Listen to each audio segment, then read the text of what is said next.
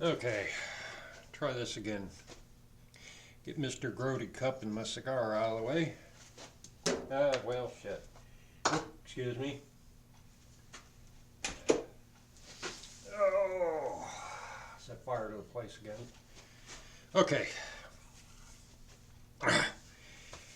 I was asked about my DIY power sanding pieces that I use for hollow forms, enclosed bowls, deep vases, and things like that. Uh, I'll start with the drill extenders. People were curious about those. All right, I have two of them. I've yet to get this right. I can't see doodly in this. Uh, as you can see in the end, this long one is exactly a 1/4 inch hole in the middle. This is my 6 inch. I bought it when I was in the middle of a project. It was advertised as 1/4 inch, but it's actually 5/16. Okay, you really don't want to go that direction. It's a hassle. You got to wrap tape around the shaft of the pad, and it works. You don't need a lot of pressure to hold your sanding pad in there, but it's better not to do that. Find one that's got a 1/4 inch hole. I know they make them. I just haven't found one yet in a local store. My online experience has not been good. UPS can't find my village. But you also want to be sure that when you put your sanding pad in and tighten it down, if the Allen head set screws are sticking out too far, get this out of here, possibly when you get down to where you're doing a tight curve like this, especially with a shorter pad setup, this could catch the edge of your opening or possibly scar inside right in here. So what I do is I go to the local hardware and I buy the shortest set screws I can get, which are about 3/16 of an inch. Now this one I need to take it out and grind the tip so that it sits flush. You don't need a lot of pressure to hold the pad in place. You're not buzz sawing or grinding or anything. And then, as you can see, a lot of times I will put a piece of masking tape around these just in case. The shafts, I mean, if you ding one up, you can put it in drill, sandpaper it, clean it up. But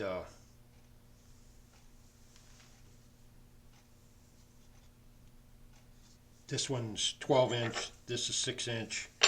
I found that that's the only two lengths I really need. The longer one, when I'm using it,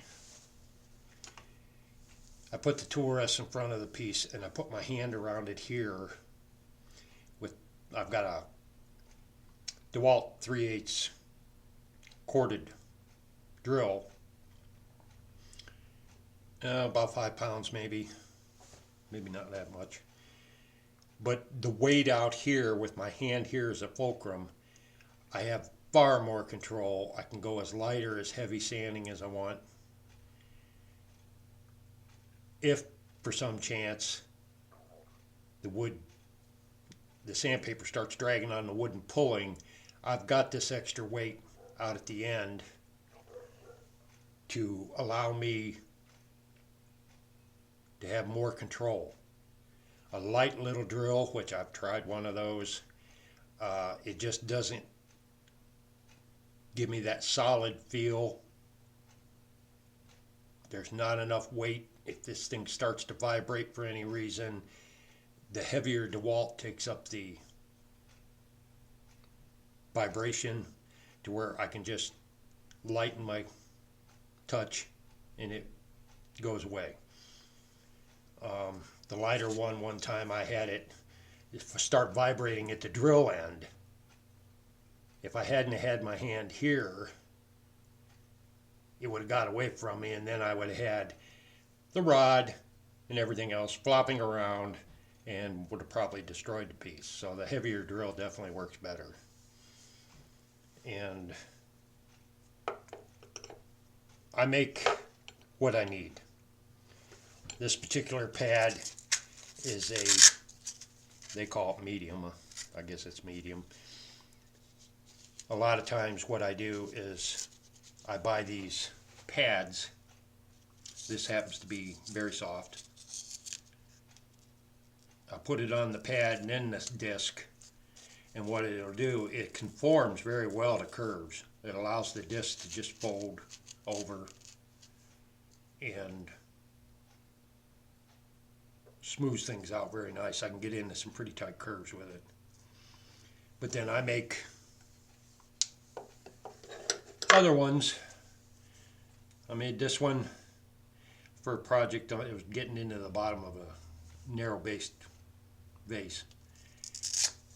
It used to be like this one. This one flows out. I ground this one down to use a small disc on, but I also tapered it inward. And then I just cut little sanding pads out, various grits I need, and I was able to get in the bottom no problem. I've also used, I had these from my mechanics days, Rolocs. Well, I had a bunch of these Roloc adapters, and I don't like using Roloc at all. The discs are always way too stiff, and they don't want to round over to where you can actually dig a groove in your wood. So I just ground this down to the side I need, throw a piece of Velcro on the end, and now I've got a nice little disc holder. This one used to be like this. I ground it down so that the edge is rounded, so that it will flow into the curve and allow the sandpaper disc to fold over so that you're not rubbing the foam against your wood. I then cut the shaft down, used a 1/4 inch threaded coupler. I glued it epoxy onto the shaft and then put a 6-inch bolt in it, cut the head off. These 1/4 inch bolts, they're smooth. You get down inside the piece. If it should touch your wood, it does no damage. Even if there's maybe a nick in the wood, a stick would catch. I'll get into sticks here in a little bit.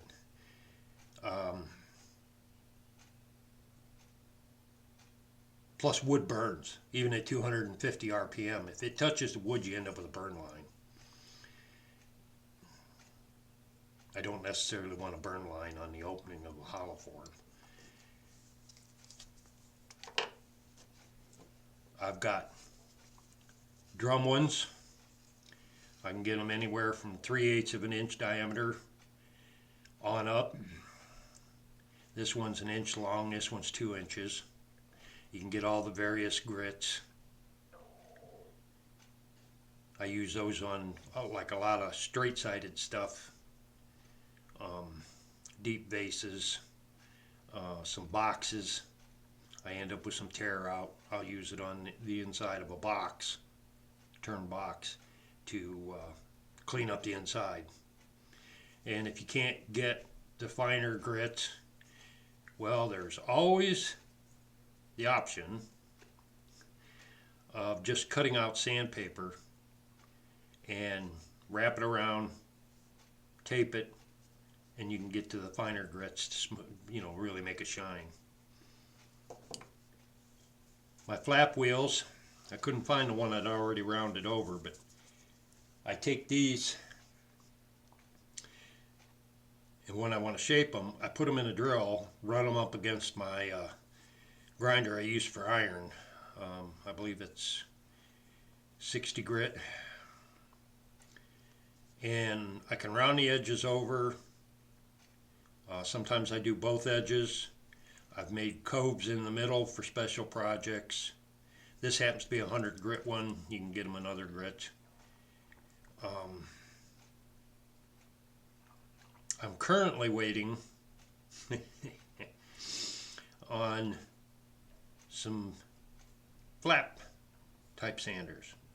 You can either get them as a flutter style, or you can get them in a pre-concave shape, which would work perfect on this because it cuts on both sides. So as you start in, it's already set for the shape, and it will glide right down into this thin area here, but then you can sweep onto the bottom and continue your sanding.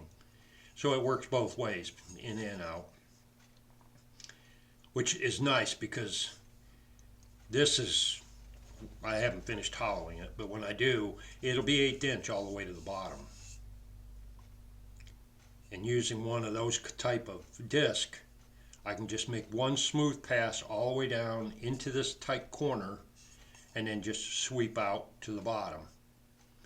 And with the smooth rods, I don't have to worry about getting down at this angle and the stick getting pinched.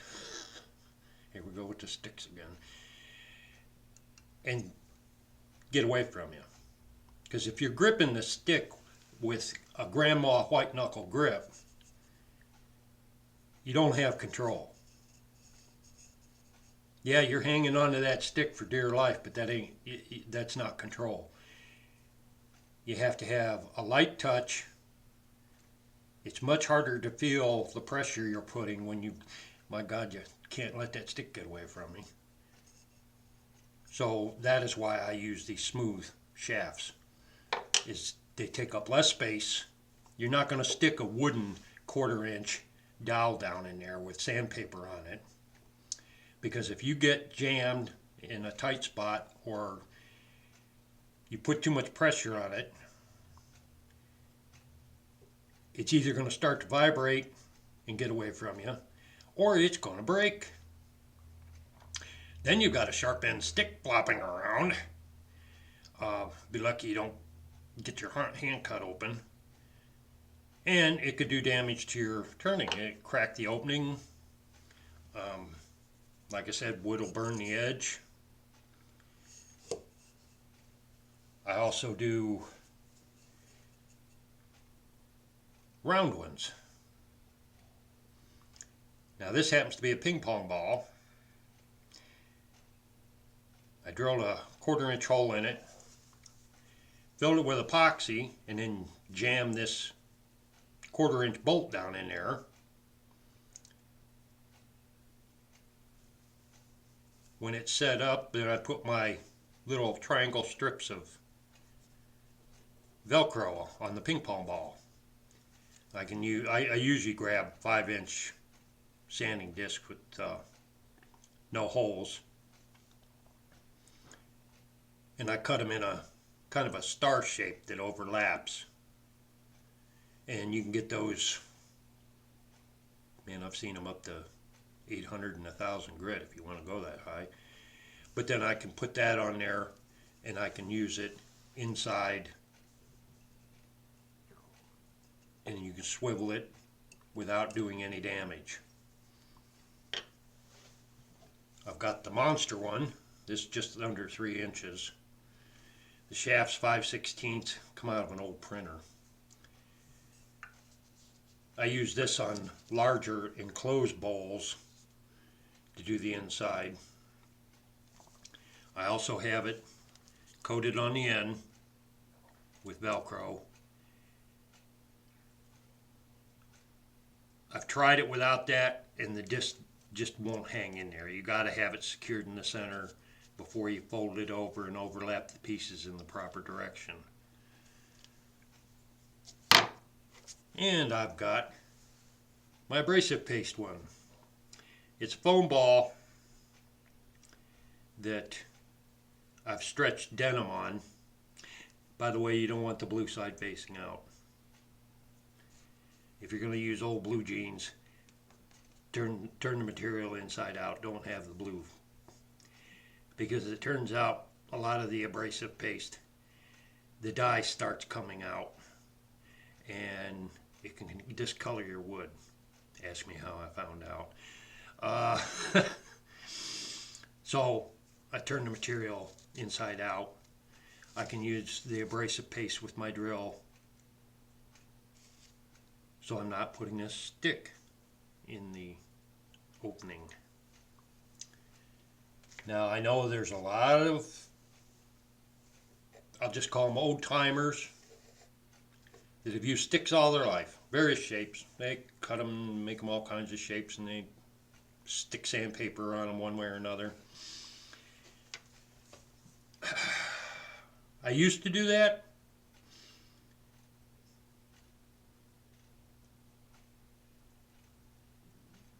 Until I lost a few thin-walled hollow forms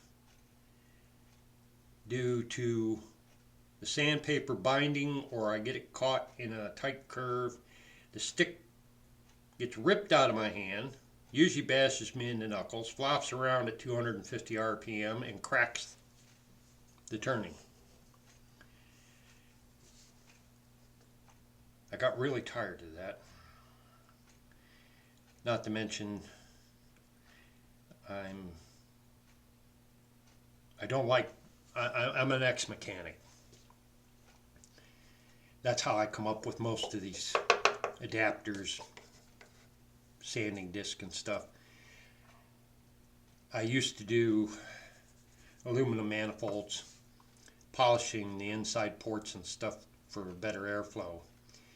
And a lot of the tools put out by Snap-on and other people at that time had a nasty habit of getting jammed in them circular areas, elbows and stuff. So we started making all our own.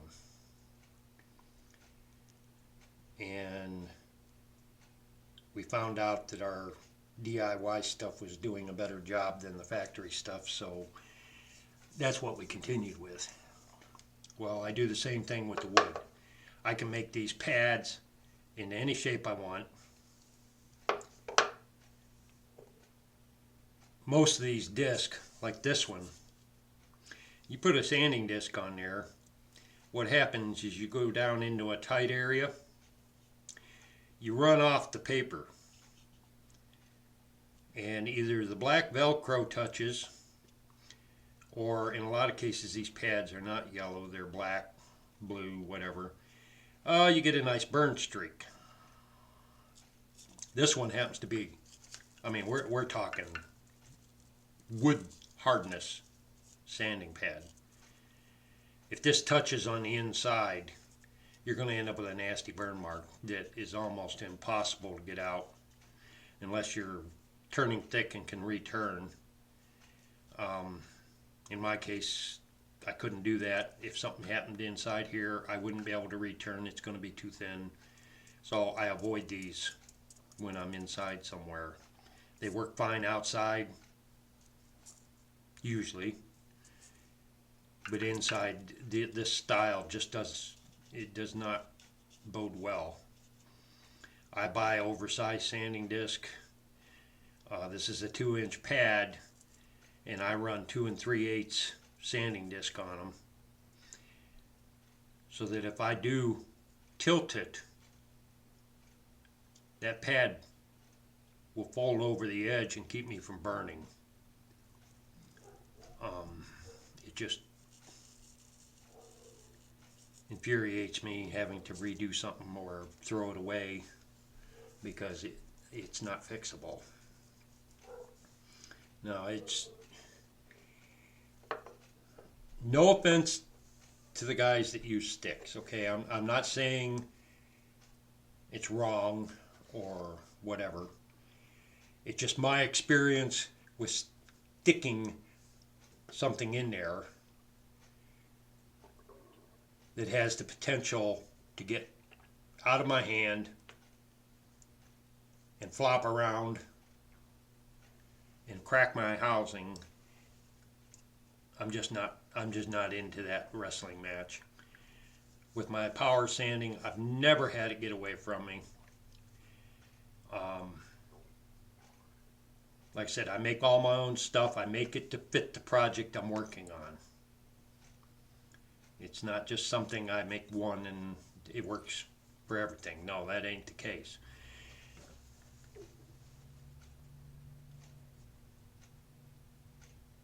I always look at my design, adapt pads, flap wheels, you name it, to fit what I'm working on. Now this, it'll be hollowed out to 1/8 of an inch. Somebody's going to say, well, there's a hole in the middle. Yeah, I know there's a hole in the middle because it's going on a screw chuck. It doesn't matter because it's going to have a stand and then it'll have a cap finial on top. So I'll be able to sweep all the way from here all the way to the bottom at 1/8 of an inch to keep it light. Let the stand be the weight. Now, if you're good at doing sticks, I know Jay Penfill from Detroit Woodturners Group. He's got a stick idea where he puts some Velcro on the end of a stick and then takes one of these soft pads. He can attach it to that Velcro and it wraps around. And let's see, I don't have a stick handy. Wonder why. We'll call this a stick. You leave the end overlap. No, probably maybe 1/2 inch with your sanding disc. Okay, you can get down in most things, and it works. I'll give him credit, it works. I've used it. I've got one around here somewhere.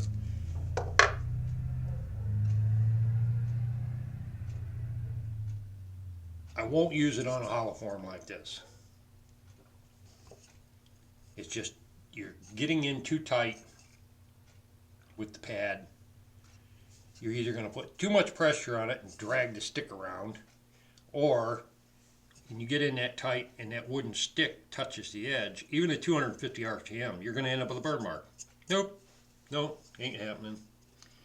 Because then you got to widen it out, because you're not going to sand that out. You're going to have to widen your opening to get rid of that burn mark. I'm funny about my designs. If I said it, that's how big an opening I want, which coincides with the size of the piece, I don't want to have to widen it, because then the cap's going to look like a Chinese hat sitting on there. But yeah, that's the kind of stuff I do. Like I said, with these drill extenders, just make sure you get one with a 1/4 inch hole in the end. I may end up having to order online, as much as I dislike that. But that's what I do. It works good for me. I haven't lost a hollow form since I started doing stuff like this. Like I said, I just put thought into the shape on the inside, and then I adapt pads that will allow me to move on the inside on something this size. I'll use the 6-inch rod because I don't need everything hanging out here, and it'll still do the same thing. Once it's on the pad, I can sweep down in there and just go back and forth to the bottom. I don't have to worry. I've never had a burn mark from the metal rods. I try and keep them polished down to where they're nice and smooth. And that's what I do. It's just think about the shape you're making the piece, your adapter for. Like I said, ping pong balls, foam balls. I'm trying to remember. I think this was a plastic knob off a large drill press. Is what I started with. And I found the Velcro wouldn't stick to the plastic. So I did duct tape and then Velcro, and it's worked out. It's seen a lot of use. Now my Velcro, I buy it from Walmart. I buy rolls of it there. It holds up pretty well, especially at 250 RPM. You're not overheating it. But this one, due to using it with abrasive paste one time, it's starting to peel. I'll just peel all these off, cut some new ones.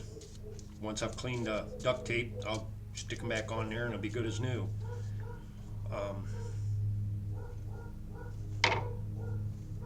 It's amazing what you can collect. Odds and ends, hardware store stuff.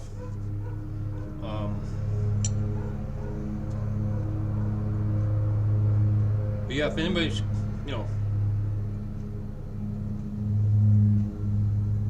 got any questions, I can answer them.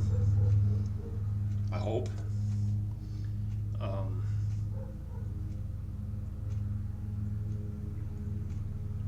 I invent a lot of stuff to do what I want to do. Usually if I need a tool, almost guaranteed I've designed the piece to where there isn't a tool that'll do it. Nobody sells one. So, lawnmower blades. I do have a few file tools. But yeah, whatever it takes to get the project done, I'll make a tool. I don't care what the tool looks like, as long as it'll do the job. But that's my sanding outfit.